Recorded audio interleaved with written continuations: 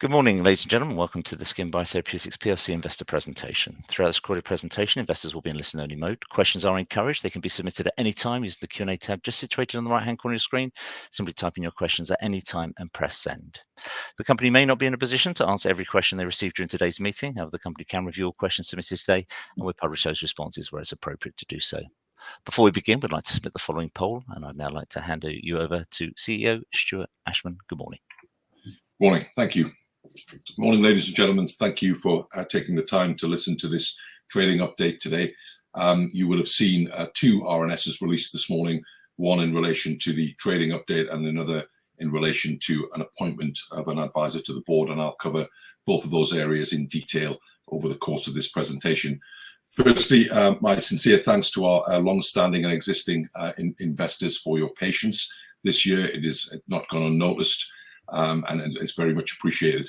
I do, however, have to go through a brief introduction of the company because there are some new and potential investors joining us on this presentation. So my apologies for the duplication of some of the slides that you will undoubtedly have seen previously, but I do have an obligation to present the company to new investors. Both myself and Manpreet will answer any questions that have been submitted, and there are quite a lot of duplications of questions, but we will go on and answer them to the best of our abilities in full. So, firstly, my name is Stuart Ashman. I've been in medical devices and life sciences for most of my professional career. I have quite significant operational experience in the commercialization of complex science and designing and developing the route to market. This includes quite significant mergers and acquisitions to supplement strategic growth. I'm formerly a senior director from Smith & Nephew, BSN Medical and Andover Healthcare, and I previously was the chief executive of a Finnish-based company called Onbourne Oy, which is a medtech company. That was where I served with Manpreet Randhawa, who's our Chief Finance Officer. Manpreet. Thank you, Stuart. Morning all. My name is Manpreet Randhawa, CFO of SKINBIOTHERAPEUTICS PLC. I've been in post for just a little over 2 years now. My background, I am a chartered accountant, started my career at Deloitte in London. And have subsequently worked in early stage tech businesses in listed PE and VC environments. Stuart alluded to the fact that we previously worked together at a Finnish medtech business. I've got operational experience across finance and other business functions like HR, IT and operations. And I do have a background in M&A as well, having worked in rapid buy and build environments in the PE space. Thank you, Manpreet. So, for those of you who don't know the company, SKINBIOTHERAPEUTICS was spun out of technology from the University of Manchester. It began following an awful lot of work that had been done into the microbiome within the gut. Products like Yakult, kimchi, kombucha, etc., were all very well known, and you can now see multiple gut health or probiotic and microbiome driven products in supermarkets and in health stores. But very little work had been done on the skin microbiome, that microorganisms that live on the skin and are directly responsible for our health and the health of our skin. So a lot of work had been done within the university and began with looking at extracting positive strains of bacteria from the gut and applying them to the surface of the skin to see if that would enhance and develop the skin's health, demonstrating the same positive attributes that they would have were they within on the surface of the skin, the same attributes that they had within the gut. So that ended up with a lysation process of Lactobacillus rhamnosus. That was basically applied to the surface of the skin as a lysate, which means it's neither alive nor dead. It's basically a much more stable technology, and that's what the company was IPO'd on the back of. That's led to strong intellectual property, multiple patents worldwide granted in key territories, and that's for use in cosmetic, medical, and potentially wound care applications. So this is an area where we did a deal with Croda PLC, and I will come on to talk about that in detail in a little while, and we are expecting revenues from that particular strain of science at the back end of this year. The second area of technology that we have revolves around food supplements and complex formulations of probiotics that target the superhighway that exists between the gut and the surface of the skin, the gut-skin axis, as it's more commonly known. That led us to work with a company in the Netherlands called Winclove Probiotics. They are experts in probiotic formulations, particularly with food supplements. That led on to a consumer study that we did during the lockdown in the pandemic that led to a pilot launch for a psoriasis product, which we are now selling, and we will update you on performance of that. We've had very strong discussions with multinationals, and we, they continue onwards. They've asked us to develop additional products, and we've recently just finished an acne study, and the results of that were extremely successful indeed, more so than the psoriasis study. So that is basically the two areas of technology. We split that into 5 strategic pillars. From left to right, SKINBIOTHERAPEUTICS. This is the company's core technology, that lysated bacteria that we apply to the surface of the skin. It's designed to promote skin health by harnessing the beneficial properties of probiotic bacteria, very specifically in cosmetic applications. And this is where the Croda transaction sits. And I will detail the progress on that in just a moment. The second pillar is what we call Axis Biotics. That's those probiotic blends addressing the emerging area of science that's focused on the gut-skin axis and its role in preventing and combating various diseases. The third area is Medibiotics, and that targets the use of the SKINBIOTHERAPEUTICS lysate in pillar 1, but applying that into the medical device applications, including topical treatment of skin diseases, as well as accelerated wound closure and advanced wound care.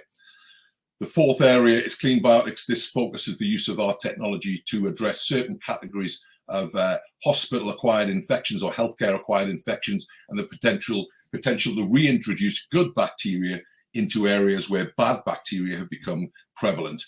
And finally, an area that we don't talk an awful lot about, but it would be remiss of me not to mention it as a potential area of strategic importance, is PharmaBiotics, and this is the extension of the medical device pillar and the Axis Biotic applications through a pathway of RX or medicinal prescription registrations.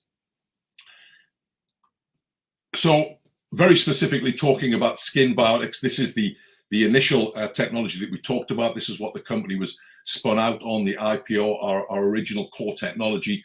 And this is for cosmetic applications. It was by far the fastest regulatory path, the fastest route to market, because we're talking about a product that goes on the surface of the skin to provide cosmetic enhancement rather than a mode of action registration in medical devices. This is to enhance the skin's natural barrier, to restore elasticity, to increase hydration, to close those tight junctions. And this is where we did a partnership with Croda PLC. Croda are a £6 billion FTSE 100 company. We work very closely with the cosmetic division, which are called Sederma. They're based in Paris, as well as the guys in Ditton and Widnes in the UK. They've got a very large portfolio of global customers, 12,000 plus. And this to us was absolutely the best deal we could possibly have done. So Croda have committed to replicating our science on an industrial scale, building a production facility that would be able to provide those 12,000 plus customers with this raw material directly as an ingredient to put into their existing products. So think things like oil of Olay now includes advanced scientifically proven SKINBIOTHERAPEUTICS.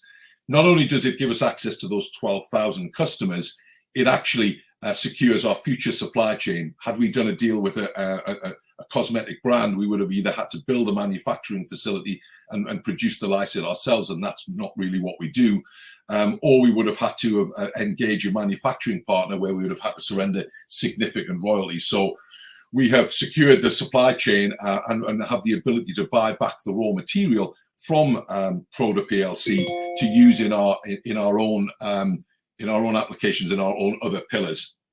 So the two slides there are quite simply the same piece of skin.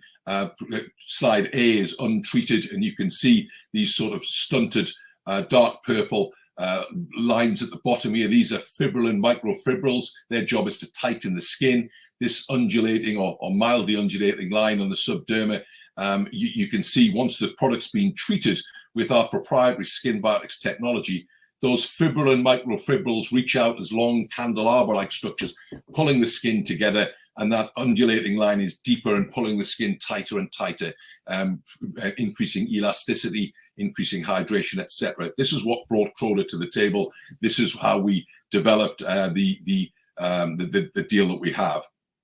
So we signed a deal at the end of 2019 with the intention of developing a replication of our technology that we could basically then introduce into the market. After about 4 years, they came back to us and said that they had seen significant increased bacterial activity when the product was scaled up through the various vessels and getting close to industrialization. They then asked permission if they could go ahead and carry out a clinical trial. That clinical trial commenced at the back end of last year and has run through the early part of this year. That is currently being written up by an independent third party, and we will get readout, which you heard directly from Cécile Joncier, who's the project lead at Croda, during our last IMC presentation. We'll get readout of that in September, and we expect to hear forecasts in October and receive revenue towards the back end of the year. Just a little reminder of the journey that we've been on with this particular strain of technology. It's gone through an enormous amount of processes to get to where we are. It's a 38-step process, 38 stages to get to the point that we are at now, which is what Croda and Sederma call industrialization. So this includes claim substantiation, marketing, regulatory affairs, intellectual property, and sales. And it's that phase that we are in now. It's been a very long journey to get here, but Sederma are very thorough in their processes, and they have some blockbuster products there that have all gone through this 38-step process. So it's tried, tested, and very robust indeed. There are no shortcuts on this, and as I've said many, many times, the pathway to complex science is never linear. There is often additional stages that are brought in. Our extension was signed last November, and it's due to expire in November of this year. So as you heard directly from Cécile during our last Investor Meets Company presentation, this will be completed in under 5 years. So readout in September, forecasts in October, and then we move on to the long-awaited commercialization and sales. So that's basically the timeline. Just as a reminder, it's a replication of the same slide that I showed at the last Investor Meets Company, but that is the journey that we've been on. Long and arduous it may have been, but absolutely worthwhile in the long run. I wanted to also, with great pleasure, announce the appointment of Dr. Surinder Chahal, which was the second RNS that was released this morning. Dr. Chahal, or Das, as he's more commonly known or referred to, was the Global Vice President of Long-Term Innovation for Personal Care at Croda, prior to which he was the Global Vice President of Customer Alliances in the Technology Development Team. Das has been with Croda his entire professional career for more than 37 years and has just announced his retirement. I leapt onto the phone with him very quickly and arranged a meeting, and we are his first consultancy role. He has been intricately involved with this project from day one. He's the very first person from Croda that I met. All of the negotiations that we've had, Das has chaired those negotiations.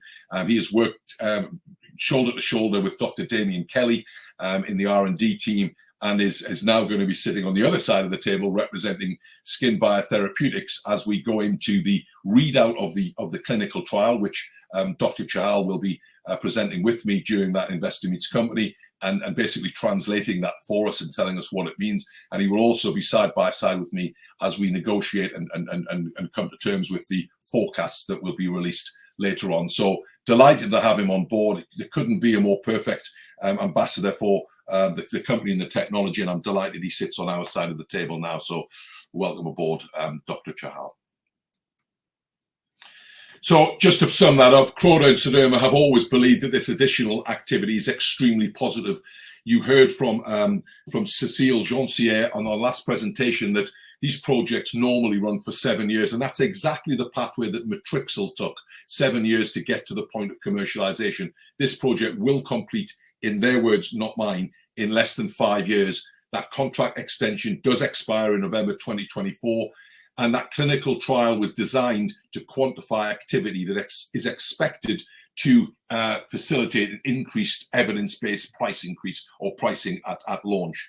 This has been fully funded by Croda Sederma. It's not cost us anything more than time, which I appreciate is a commodity and is expensive, but they have very high expectations internally. The commercialization follows right up, and as I said, the results will be read by Dr. Chahal as and when we receive them. Moving on to our SKINBIOTHERAPEUTICS PS. For those of you who don't understand or don't know the product, this is a product that was designed to alleviate symptoms associated with irritable skin conditions like psoriasis. We ran a study for 56 days. That's an important period of time. It is 2 blocks of 28 days. 28 days is the period of time which normal skin cells will renew themselves. So someone with in a psoriatic environment, they would renew themselves more frequently than that. So we felt that 2 turns of 28 days was sufficient. The results that were ran during the pandemic were extremely positive. 76% less itchy, 75% less red, 73% less irritable, and 65% fewer flaky patches. So that led on to the launch of SKINBIOTHERAPEUTICS PS, which was done as a pilot study, and it led to the beginning of negotiations with multinationals, which, as I've said previously, have been extremely positive. And as we've launched the acne study, they've become even more intense. The success of this product continues on, and I'd like to play just a very short video, as we do pretty much on every presentation, of a new customer who's just started using the product. I know in my head that psoriasis will never go away, but SKINBIOTHERAPEUTICS makes me feel better about myself. I know it's not now as bad as it might have been.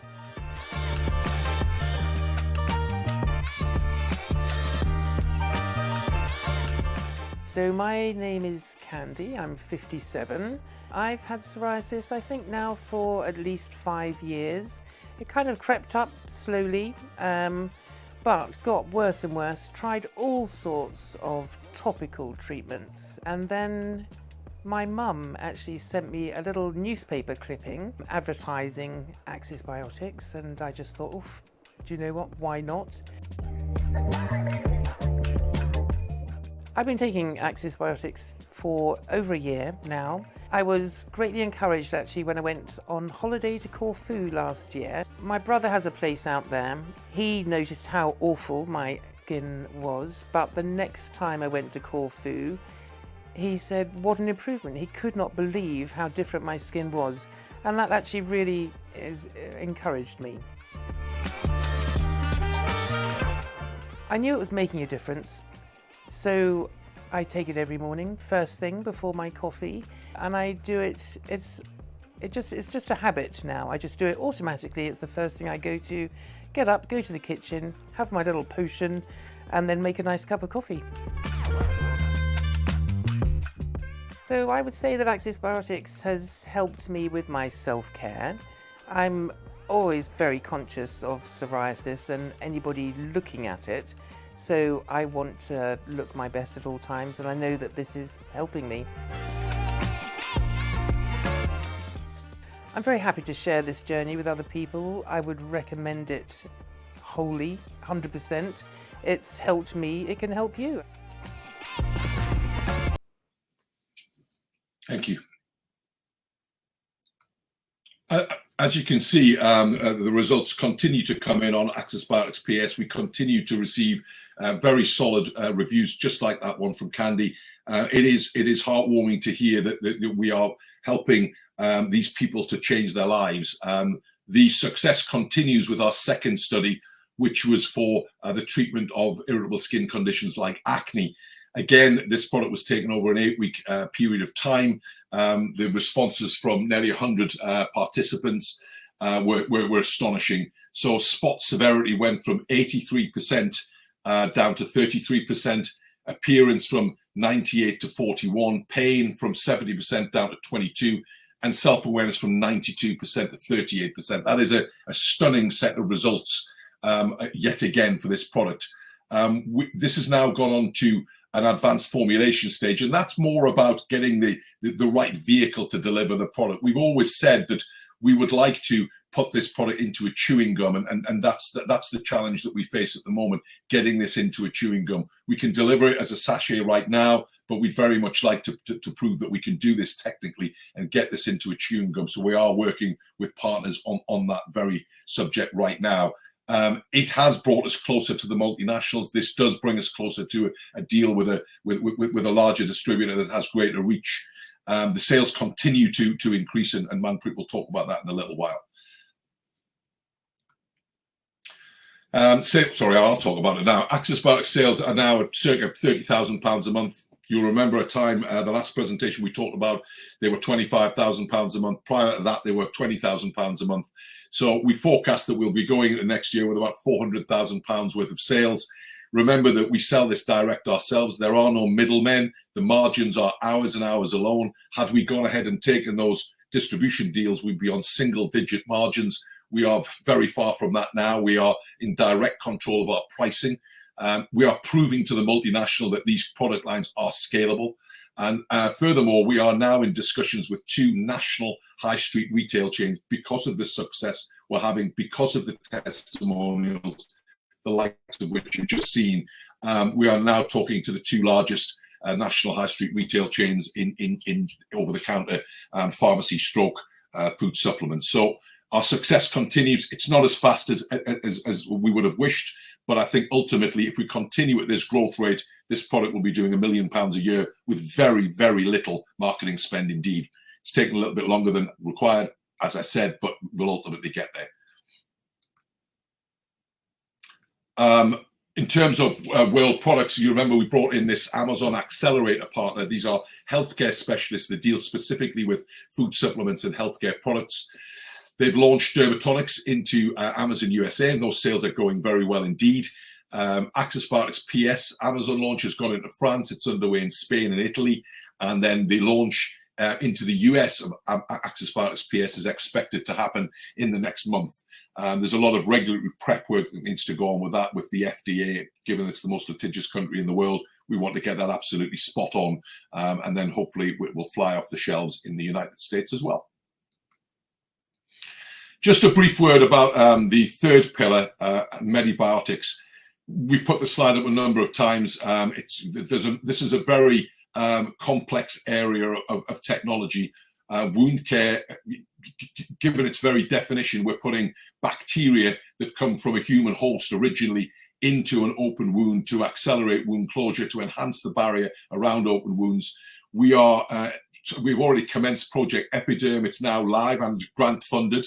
That is Professor Sheena Cruikshank, who is a specialist in this field, and Professor Andrew McLean, who was part of the founding technology team along with Professor Kath O'Neill, and has also worked on the oral program with us. So they are both esteemed professors in their fields, and we have very high hopes for the readout of this project, and that's going very well indeed at the moment. We talked in the past about inorganic opportunities, about opportunities that would bring us revenue, accretive acquisitions, inside out and outside in. What I mean by that is topicals that treat a condition from the outside and food supplements that treat it from an inside. So anything that fell into those spaces, very highly fragmented market. And we're kind of looking for a sort of dermatology consolidation, or companies that brought next generation science, that microbiome driven, that we could complement our own in-house technology, that will accelerate some of our systems and future-proof our portfolio. And then ultimately, they both had to be revenue generating, that would attract multinationals even faster to our technology and accelerate that pathway to profitability. To that end, we acquired Dermatonics. We announced that at the end of January of this year. I made a much criticized and highly critical statement saying that I would transform the company by the end of Q1, that the company would be unrecognizable. So at that stage, we were forecasting in December that we would do a couple of £100,000 worth of Access Biotics PS sales as we waited for the Croda forecast to come flowing in and the revenue from that. The delivery of Dermatonics as an acquisition They closed 23-24 with £1.9 million worth of sales and just about £500,000 worth of EBITDA. We forecast today that we will be delivering 2.9 million sales. That's a 52% increase year on year, and £700,000 worth of EBITDA, which is 40% growth in EBITDA. This includes the Modi sales and also some organic growth there. I am forbidden from giving you the exact number of the Modi forecast, and that is because Umesh Modi Group is a privately held company. They operate, in their own words, in the most competitive market in the world. The African, India, Asia region is very, very competitive indeed, and there are multiple competitors out there. The Umesh Modi Group have asked us not to specifically forecast line items and brand names, etc. So what I can tell you is that that increase is £1 million almost, and it includes Modi and some organic growth as well. So it is an astonishing lift in sales. It underpins the reason why we bought the company, and it shows that it is truly accretive and very profitable indeed.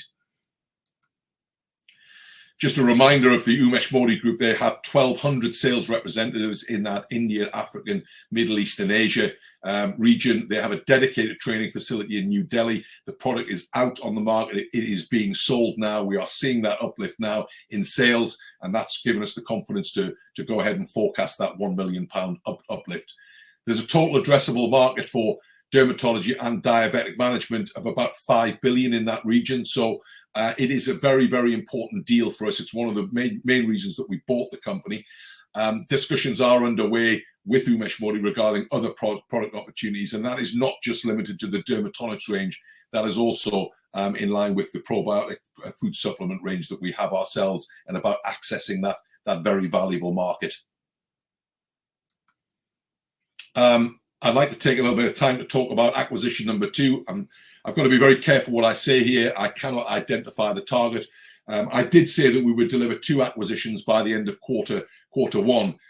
We could not have foreseen the market's reaction to the use of the convertible loan note. So firstly, I apologize for any discomfort and any dilution that may have caused.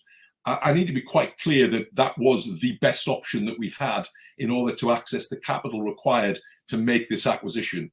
Were we to have done a placing, to have done a fundraise to go out there and raise the necessary capital to buy this, we would have had to do that at a significant discount, and it would have been dilutive as a result. Now, I don't have a crystal ball. I can't tell you what that dilution looks like. What I can tell you is access to non-EIS and VCT funds is extremely limited at the moment. The city is all but dry in terms of that sort of capital. It's very, very difficult indeed to access. So we felt, given the strategic nature of Dermatonics, that the convertible loan note was the only option that we had. Target number 2, as I say, we put an end to that convertible loan note. It was necessary to get us to where we are. And as I say, I do apologize for the pain that's caused. We now wholly own that asset. There is no debt associated with this. So we are now at a position where that company belongs to us, lock, stock and barrel. Acquisition number 2 is of a similar sort of size, circa 3 million turnover. The EBITDA is about 1.1 million after group synergies. And this company has the ability to manufacture the Dermatonics products. So it is very valuable to us in particular because of that ability. We have a debt instrument secured, and that debt instrument would be secured with the fixed assets of the target. This is an extremely scalable business. So if we were to put acquisition 1 of Dermatonics in with acquisition 2, who I can't identify, the group turnover is potentially £6.3 million. That's without Croda or without any acne launch. The acquisition's combined EBITDA is potentially, with synergies, £1.8 million, again without Croda or Access Biotics for acne. And that would bring the group to just about EBITDA break even. So that would mean no more fundraisers for working capital. We would be a much stronger entity at that point. I can't give any more details on that. Should we have done the acquisition by now?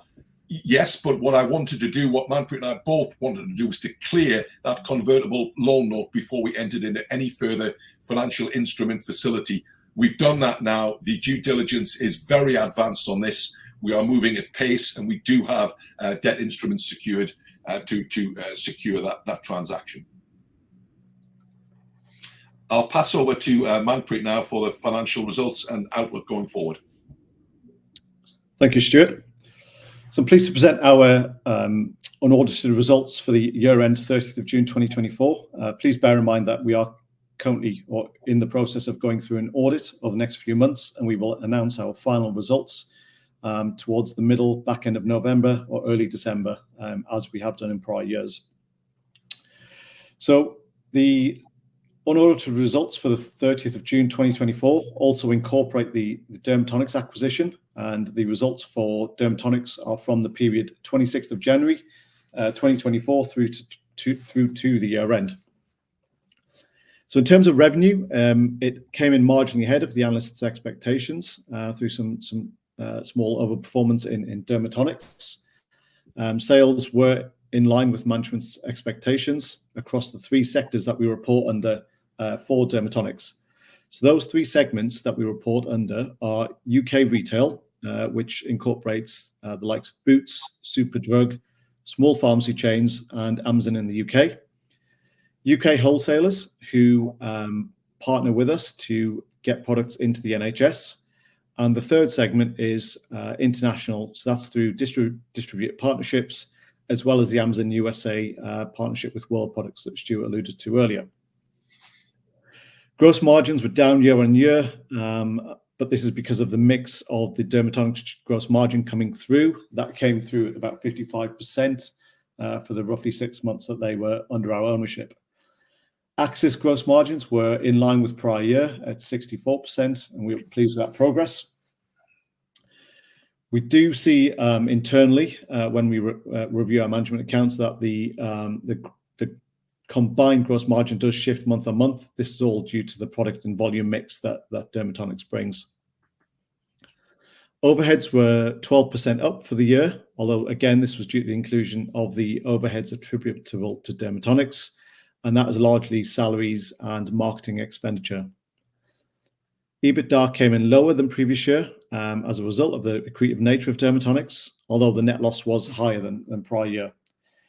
Included in the net loss figure is roughly 75,000 of non-cash amortization charges relating to the acquisition of Dermatonics, where we've accounted in line with IFRS or IAS 38 to account for the intangibles acquired.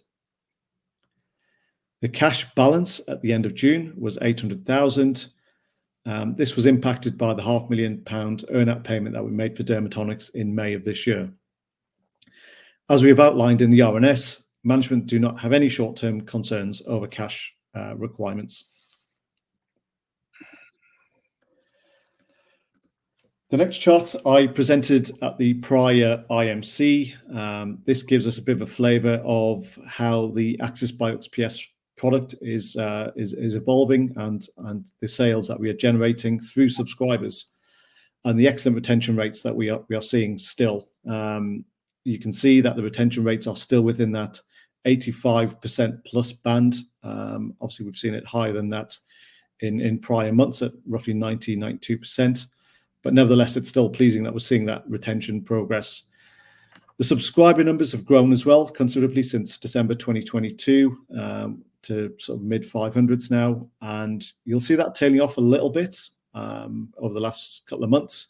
But this is not unexpected.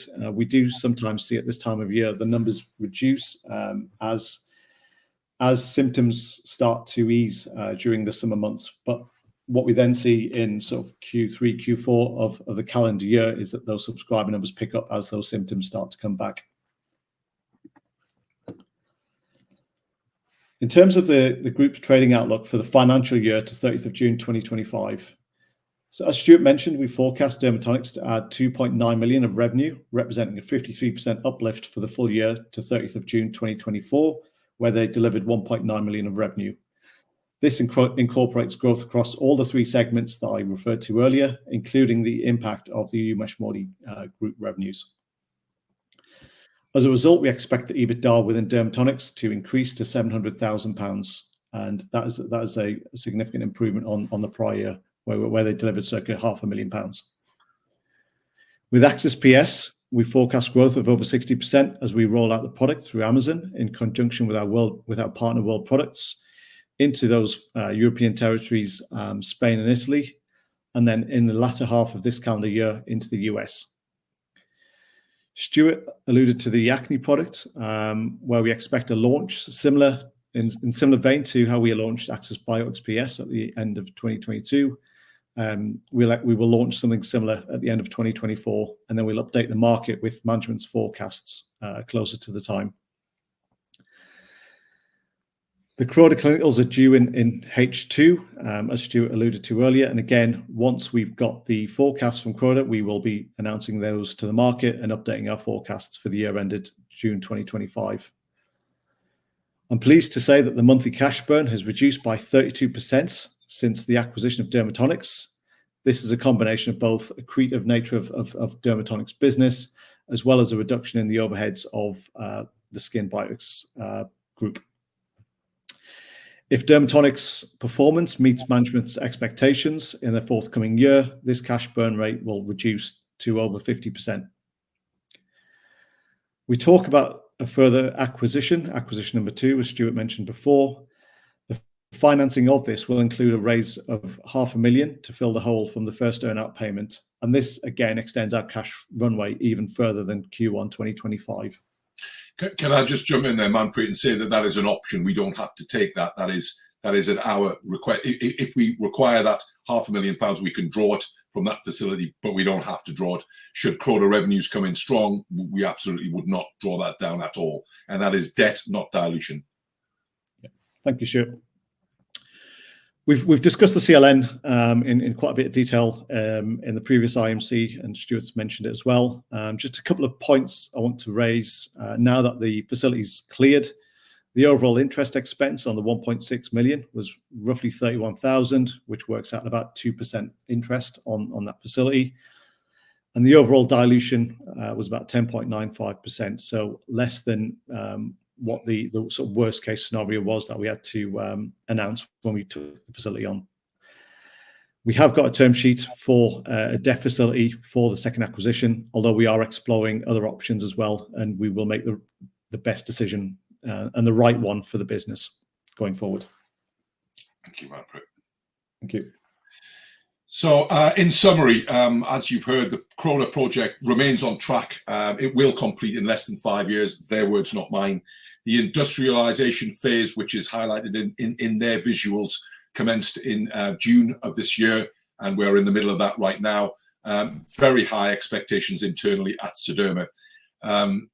Also on that point, obviously the appointment of Dr. Surinder Chahal is a major coup for us. Obviously, he's been intricately involved in the project internally and now crosses the line to work with us on the other side. I would like to say that if there was nothing to this, then I don't think Dr. Chahal would put his professional reputation on the line to join us if that wasn't the case. SKINBIOTHERAPEUTICS PS is launching through World Products in the United States, and the acne results were excellent, being delivered, and we continue that advanced formulation. We will launch a product towards the back end of this year. I hope that will be in a gum format. That brings us closer and closer to a deal with a multinational. It proves that we're not a one-trick pony. It proves that we can actually deliver on multiple skin conditions, and it proves the resilience of the team, that we can get these products with a very small team formulated and out onto the market through a study and then launched. In terms of governance, we announced a 20% reduction in executive remuneration. We backdated that to the start of the year, that we continue to maintain that, and that the burn rate has been reduced by 32%, as Manpreet pointed out. That is due to the accretive nature of Dermatonics, and also due to the cost-saving measures that we put in place internally. Project Epiderm is grant funded and could lead to very significant commercial partnerships. It is the evidence we need in order to land a transaction with a multinational wound management company. First acquisition is complete. It's accretive from a cash perspective. The Modi contract was pulled forward. You've now seen the forecasts of that £1 million uplift. And we also announced very shortly after we entered into it that we would not use the convertible loan facility again. On that note, I must say in conclusion that again, I apologise to shareholders for the dilutive nature of that. I've been described as having a cavalier approach to dilution. I can assure you that that is categorically not the case. We are using debt instruments going forward, and that's because they are now available to us because we have a profitable acquisition made. It was necessary to get us to where we needed to be. We remain as positive as we have always been about the future prospects of this company. The fact that Croda are coming to the end of their clinical trials fills us with anticipation and excitement. We do not see a cash hole coming forward. That is because there are multiple things that I can't talk about that are material and price sensitive, and until I get clearance to do so, I can't talk about them. In terms of acquisition 2, you've seen how accretive that could potentially be. We have not executed that acquisition yet. We have still to do so. That is a potential. Please do not take that as a given. I would be very remiss of me to say that was in the bag. The due diligence has gone extremely well. It's a very competent company, very scalable, but we have yet to get that over the line. As Manpreet said, we do have a facility available to us. We are still exploring alternative opportunities, and we will take the best option for the company that does not involve dilution. It involves debt alone. So I know that will come as good news to many out there. We remain, as I say, we remain as confident as possible about the future of this company on all fronts. Within SKINBIOTHERAPEUTICS, the Croda deal is secured. Access Biotics sales continue to grow. MediBiotics project with Project Epiderm is continuing at pace. Clean Biotics is on the back burner, as is Pharma Biotics, until we can get enough bandwidth to continue with those projects. That's great, Stuart. Manpreet, thank you very much indeed for your presentation. Ladies and gentlemen, do please continue to submit your questions just using the Q&A tab situated on the right-hand corner of your slide on screen. Just while Stuart and Manpreet take a couple of moments to review the questions submitted already, I'd just like to remind you the recording of this presentation, along with a copy of the slides and the published Q&A, can be accessed via your Investor Meet Company dashboard. Stuart, Manpreet, I will just return your cameras back up. As you can see, you've had a number of questions from investors throughout today's presentation, so thank you to everybody for your engagement. If I just make sure you got the tab open, the correct tab open there, the results of the acne study were pretty impressive as the first question. If I could ask you please just to read out those questions and I'll pick up from you at the end. Okay. The first question says the results for the acne study were pretty impressive.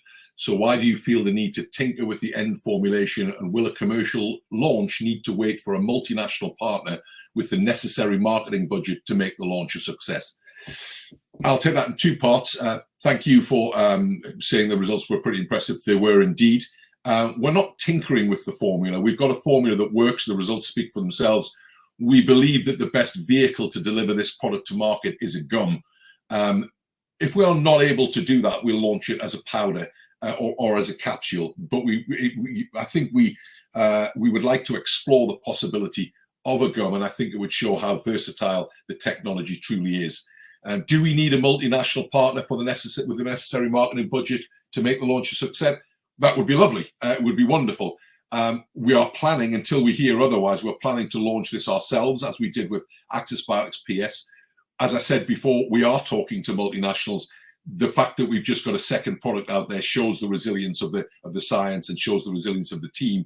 And I think it brings us ever closer to a successful partnership with a multinational. The second question, 5 months after announcing the Umesh Modi launch of Feet Once Heal Balm and other products across Asia, Middle East and Africa had been brought forward to the 1st of March 2024, there is still no internet presence for the brand or release of forecasted sales figures. When can we expect to hear what financial contribution is expected from this launch, and how soon will revenues be received by SKINBIOTHERAPEUTICS? I'd like to think we've answered that in the presentation. We have released the forecast for Dermatonics for the next trading year, 24-25, it being $1 million greater than it was the previous year. A large part of that uplift is the Umesh Modi contract, and we are seeing the revenues now. So I think that answers that in full. The first extended phase of developing a new lysate for the oral program ended in January of this year. When can we expect to hear about the findings? Great question. We require a little bit more work on the oral program, and it's going to cost us a little bit more money to get there. It's going to cost us about £200,000 to £250,000. We have better uses of cash at the moment. The technology is not going anywhere. We own that technology. We will move on to that as and when we move forward. Yeah, and Professor McBain is actually working with us on the Project Epiderm, so we're still in regular contact with him. As I say, the science is not going anywhere. We own it. We have to put things in a prioritized list. This is a little further down that list than some of the other areas. The next question is, during the January 2024 meeting, you mentioned feedback was expected from New Cross Hospital following a heel pressure ulcer trial using once heel balm. When can we expect an update? Yeah, thank you for asking that. There has been a change of personnel at the top level, the people handling that study at New Cross Hospital. So we're going to require just a little bit more time on that. It is ongoing. We are currently working with the Legs Matter campaign, which is a very vocal and very fast-moving campaign, very well respected. The product is still being used in New Cross Hospital to prevent heel pressure ulcers and prevent diabetic foot ulcers on at-risk patients. The good news is the Ipswich team that we ran a very successful study with are now very keen to get involved with this project at New Cross, and they are huge advocates of the product, and they're working hopefully with us on the Legs Matter campaign as well. So that gains even greater momentum, but we're not quite there yet. And as soon as I do have a readout of that, we will RNS that immediately. The next question, can you confirm that the US launch of Dermatonics products has taken place and sales meeting management's expectation? Also, how are Access Biotics launches on Amazon sites in France, Spain, and the USA progressing? I think we've answered that. The US launch has taken place of Dermatonics. It's also on Access Biotics PS. It's been launched in France and Spain and is just going through the US launch now. And that's because of regulatory requirements. But yeah, we're very happy with the progress that we've got now. Obviously, nothing ever moves as fast as you'd like. We are constantly being held to account on timelines. I was at a meeting of other CEOs, listed CEOs of AIM companies a number of weeks ago, and everyone now is very reluctant to give hard timelines to investors because of the torture that we receive on the boards about missing timelines by a day, a week, a month. I would like to deliver everything I possibly can to you tomorrow morning. I'm afraid life just isn't like that. You know, we have to move forward at the pace of our partners and the pace of technology. What are the value of the earnouts associated with the Dermatonics acquisition? How do they get triggered, and are they included in the cash runway? That's an excellent question. I've got to be careful what I say here because there's obviously individuals involved in this, and those earnouts are very personal to them. But let me be very clear about this. The earnouts are based on pre-agreed profitability targets. You've seen forecasts now. They are very hardly measured. They're very severely measured. There is no ratchet. There is no pro rata. They hit the targets or they don't. If the team doesn't hit the targets, there is no earnout. It's as simple as that. It's a straightforward win or lose. The team are very confident that they can hit the numbers. That's why they agreed to them. But there is no, if you hit 30% of the numbers, you get 30% of the earnout. It doesn't work that way. It's very much binary. The next question is any timeline with Croda News. I think we've answered that. The next question, you've used the term transformational on several occasions, but to me, at least the timescale seems to be slipping backwards. I'm fully aware you have little control over other parties' actions, but that word is quite emotional. Can you make any comments? I did use the word transformational. Do I regret using it? No, actually, I don't. I think had the market not reacted the way it did towards the convertible loan note, we would have closed the second acquisition by now.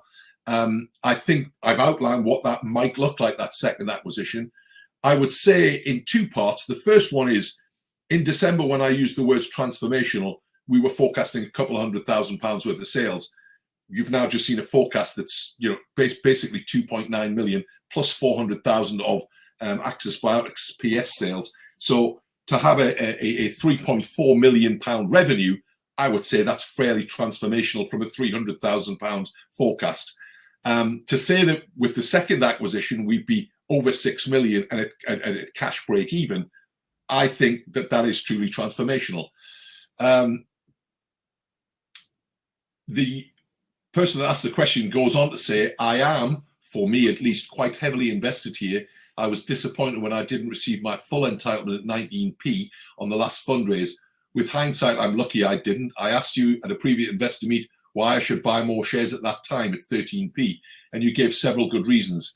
However, a few weeks later, I could have bought them for under 9p. I'm also fully aware that the risks of investing in any company, but I'm asking more the same question today. Why should I buy more shares? I think we've given multiple reasons now. Croda news is imminent. Their timeline's not mine. Dr. Sarita Chahal joining the board should give everyone a great degree of confidence. We've now shown a £1 million uplift in the dermatonics sales brought on by Umesh Modi, and some organic growth within the company outside of Umesh Modi. We've outlined the potential of a second acquisition. We've detailed the acne AC results and our intent to launch this year. I think there's more than one reason there to invest in the company. I still say that the price today is very, very cheap. I'm not a financial advisor. I operate this company and I'm very proud to do so. The person goes on to say, in any individual company I invest in, I always look to see how many shares the board of directors and other connected parties hold.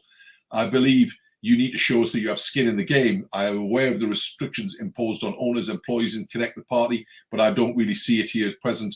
Can you make any comment? I have invested in the company to the amount that I have been permitted to at every fundraise where I've been permitted. Normally, the amount is £25,000.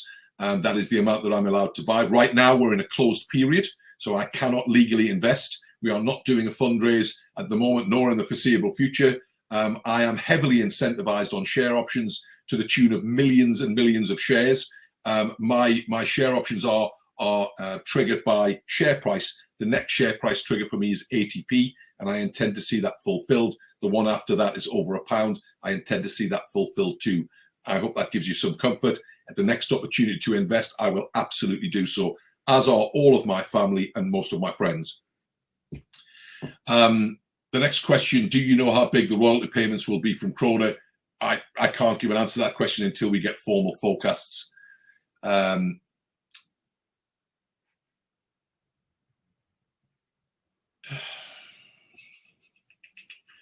Have you any indication of what the customer's response to SkinBio's product would be in terms of revenue from Croda?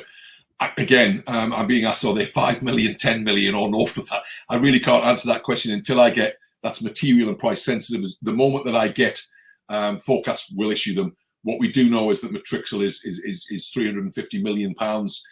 We have a double-digit royalty deal. You know, you can put a thumb in the air. I'm not in the habit of guessing. I'm in the habit of giving you. I'm in the business of giving you facts that are material and price sensitive. As soon as that forecast comes in, the shareholders will be the very first people to know. The next question is, if the lysate becomes a major ingredient for Sederma, surely they will want to buy the intellectual property or even the whole company like they did with Matrixil. Can you see that happening? Again, I don't have a crystal ball. It is very much the modus operandi of Croda and indeed, all of their operating divisions to be very motivated to buy companies. They did that. You're absolutely right with Sederma.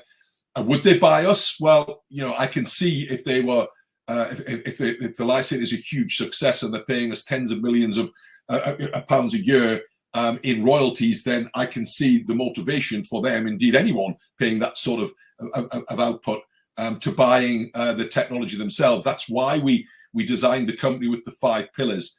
As I've mentioned before, and to those of you who don't know, the 5 pillars are not just a pretty picture. They're actually a legal structure. Each one of those pillars is a separate legal entity that holds the IP relevant to its sector. So were a company, be it Croda or whomever, would wish to buy the technology related to that sector, we could simply carve off one of the pillars and continue on with the other areas of the business. So can I see that happening? Again, I don't have a crystal ball. It's certainly possible, and they've certainly done it in the past. Next question. It was very interesting to watch the short video of Candy. I have a friend using SKINBIOTHERAPEUTICS whose psoriasis improved only slightly, so she is in the middle and neither satisfied nor dissatisfied, but she doesn't want to stop just in case. Because every person is different, have you any plans where individuals maybe in the future able to personalize their dosage? That's an excellent question and a very difficult one to answer. I draw back to the comments that I made after the psoriasis study. I actually visited in person some of the people who were very successful on the study, but I was more interested in the people who were not. I met people who had very large body mass, and that was very difficult for one sachet of powder to have the same impact on them as it was for somebody who's a third of their body mass. I met people who, in their own admission, didn't hydrate particularly well, didn't drink a lot of water, people who had not an optimum diet, people who drank a lot of alcohol. And as you rightly say, Andrew H., everybody is different. And do we see any opportunity to personalize this in the future? It's certainly something we've talked about internally. We do have some connections with people that do look at testing people's gut microbiome beforehand and then optimizing a dose. It is expensive, but it is something that we have considered. Right now is not the time. What I would say to the individual, your friend, is that many people have taken this product and it's taken 6 months for them to see a real significant change. In fact, we've got one extreme case where it was nearly 9 months, but once that change kicked in, it was quite significant indeed. The next question is regarding making the right decision on the next debt facility. Given the negative response to former facility, please tell us how you will improve your approach to determining correct funding facility. Will you solicit additional advisory? Who from? Thanks. Yeah. So that's a very good question. We listened to the market on the convertible loan. Trust me, that was the best instrument we could have used out there. I know that there are people that will disagree with us on that and say that I have a cavalier approach to dilution. I categorically do not. I received just as much flack from family and friends as I did from our retail investors. The institutional investors were a little bit more patient. They understood that there was an end plan. I'm hoping that people see the jigsaw and getting us, over 6 million with a second acquisition and getting us past cash break even without Croda shows that we built a solid platform and that we're not relying on one single strand of income, that we have multiple revenue streams, and that makes us stronger. We do solicit as much advice as possible. We do have, some very solid advisors. We do listen to our advisors. On the occasion of the last convertible, we had very little choice, and I think we've demonstrated we've just delivered an extra £1 million on top of last year's performance on the target that we just acquired. So I think that kind of underpins the value of the acquisition. I believe the second acquisition is more valuable again, and it's the two pieces of the jigsaw coming together that shows that it's a very valuable combination indeed. The next question: what is the thinking behind using a gum rather than a powder? That is purely the addressable market. We're targeting the teenage community. Imagine if you could, rather than taking a sachet of powder and putting it into a glass of water every morning, you could just pop a piece of gum in your mouth and chew that on the way to school. If we could make that taste nice and minty and even put a tooth whitener in there, why would you not chew that gum? It's probably going to have a much greater compliance than it would do if it was a powder. So yeah, that's the thinking behind that, and certainly the formulation team and the team that we have on advisory are all in agreement that is probably the right vehicle to go by. I'm not sure if 100% if it's possible. We're certainly looking at it. Sure, that's fantastic, Manpreet. Thank you very much indeed, and perfect timing as we come up to the hour. So thank you once again to everybody for your questions. And if any further questions come through, Stuart, we'll make those available post today's meeting. I know investor feedback will be particularly important to you both, and I'll shortly redirect those on the call to give you their thoughts and expectations. But perhaps I can come back to you, Stuart, for a couple of closing comments. Yeah, thank you. Thank you all for your time. I'm afraid I've run out of time. There are a number of additional questions. I'm afraid I couldn't get to them all within the time span. A lot of them are duplicates of what I've already answered, and some of them were answered in the presentation. You can always email the investor relations line if you have a direct question, and I will do my utmost, myself and Manpreet, to answer that. Finally, I thank you all for your patience, those long-term, patient, long-suffering, as they often describe themselves, investors. We are getting there. We are delivering on everything that we said we would. It's been an arduous journey, but I think we'll prove in the next 6 to 12 months that this was worth every penny of your investment. Thank you once again for your patience, and have a good morning. That's great. Stuart, Manpreet, thank you once again for updating investors. If I could please ask investors not to close this session, as we'll now automatically redirect you for the opportunity to provide your feedback in order that the company can understand your views and expectations. This may take a few moments to complete, but I'm sure will be greatly valued by the company. On behalf of the management team of SKINBIOTHERAPEUTICS PLC, I would like to thank you for attending today's presentation. Good morning to you all.